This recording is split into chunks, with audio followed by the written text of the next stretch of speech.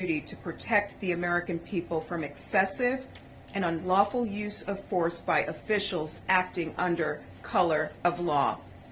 Since this tragic incident occurred, the Civil Rights Division has been working alongside prosecutors from the U.S. Attorney's Office as well as FBI agents here in Memphis, and I want to thank this team for working so hard in investigating this case and guiding it through our system of justice. I'll note that the defendants are presumed innocent under our law, and now the federal criminal process will take its course. I now turn the podium back over to U.S. Attorney Ritz, who will describe the indictment in further detail. Thank you. Thank you, Assistant Attorney General Clark. I want to go through the specifics of the charges. The indictment charges all 5 defendants in 4 counts. First, the indictment alleges that the defendants unlawfully assaulted Mr. Nichols and failed to intervene in the unlawful assault. By doing so, they deprived Mr. Nichols of the right to be free from unreasonable force. Second, the indictment alleges that the defendants knew that Mr. Nichols, who was an arrestee in police custody, had a serious medical need, and that they disregarded that medical need by failing to render medical aid and by failing to advise the police dispatcher and emergency medical personnel of the circumstances. By doing so, the defendants deprived Mr. Nichols of the right to be free from a police officer's deliberate indifference to an arrestee's serious medical needs.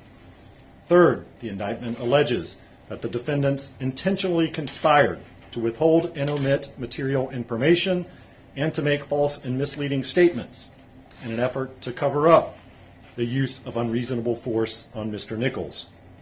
The indictment lists several overt acts in furtherance of this conspiracy, including that the defendants did not tell the MPD dispatcher, an MPD supervisor, Memphis Fire Department EMTs, or Memphis Fire Department paramedics that they knew Mr. Nichols had been struck repeatedly, that the defendants used their body-worn cameras in such a way as to limit the capture of evidence at the arrest scene, and that the defendants provided false and misleading information about the arrest scene for the official incident report.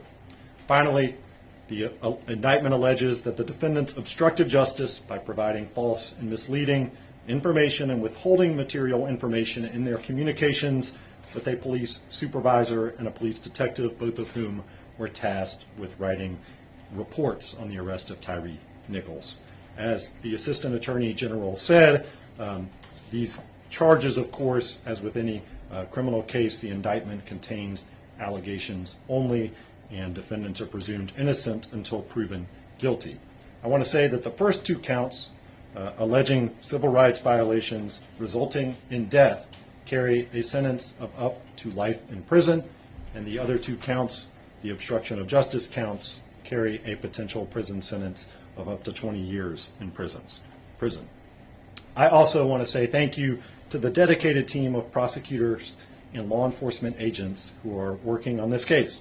This case is being handled by my office's newly formed National Security and Civil Rights Unit, working hand in hand with the Civil Rights Division.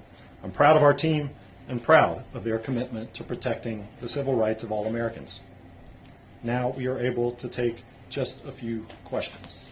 Do you anticipate further charges? At this time, we would not comment on the existence or status of any criminal investigation. We are here to announce that the 5 defendants that we've charged today have been charged in this indictment. Freya Jones, News Channel 3. Can you explain the weight that these charges have over the current criminal charges here in Shelby County and how this could impact the ongoing legal proceedings here? Yes, these cases would be handled on separate tracks. It's 2 different systems. So the state charges would be handled in state court, federal charges here in federal court. And state court and the state system over there would set the trial date and things like that. Over here in the federal system, the same thing would happen, and we're not going to make any predictions today about how that timeline might emerge. So we're seeing that the DOJ is already conducting these interviews with people in the Memphis community about their experience in the Scorpion Unit and MPD. Did that contribute to these charges at all, or is that separate, like the pattern of practice?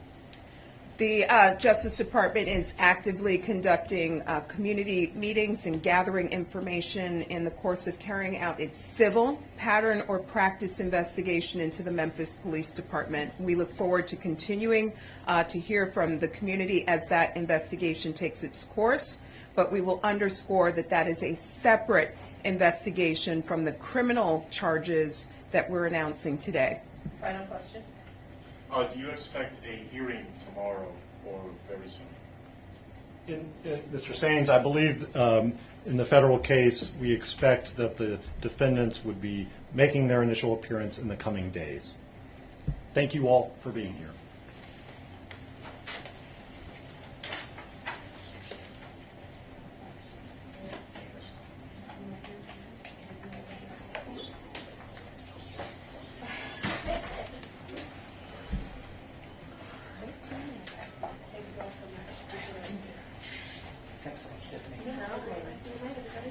Brandon, will you let me know, please?